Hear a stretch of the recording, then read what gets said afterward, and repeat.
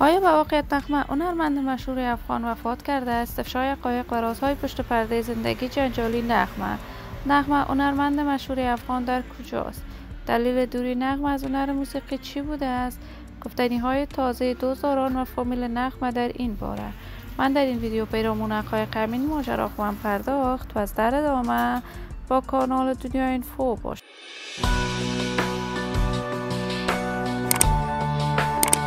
سلام سلامتی نثار تک تک از شما دوستان نهایت ارجمند کانال دنیا اینفو. شما را خوش آمدید میگم به یکی دیگر از ویدیوهای جذاب و دیدنی این کانال. اگر دوست کانال دنیا اینفو باشید، پس برای حمایت بیشتر از این کانال علامت سابسکرایب را فشار دهید تا ویدیوهای دیگر کانال دنیا اینفو را از دست ندهید.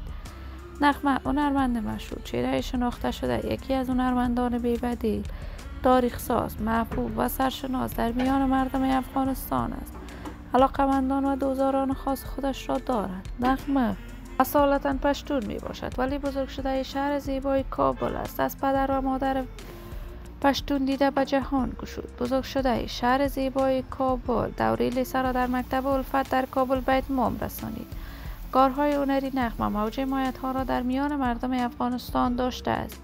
این همه در حالی است که تصاویر نغمه در صفحات مجازی دست به دست می شود که این هنرمند محبوب و پرآوازه افغان در کشور امریکا وفات کرده است. تاکنون جزئیات بیشتری این ماجرا در دست نیست که این خبر تا چی حقیقت داشته است، ولی نغمه مدت طولانی است کاملا از راه هنر موسیقیش به دور است و به فعالیت‌های رسانه‌ای و هنریش نمی‌پردازد.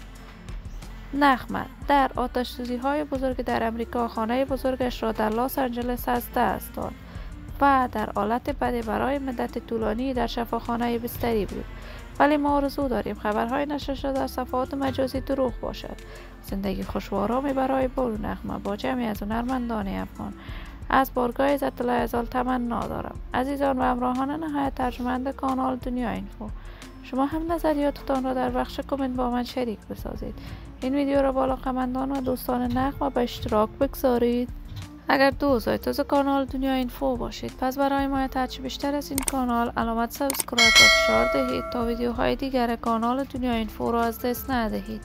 تا درود دیگر، هر یک از شما ناظرینان نهایت ارجمند کانال دنیا اینفو را به الله منان امانت گذاشته. موفق کامیاب باشید.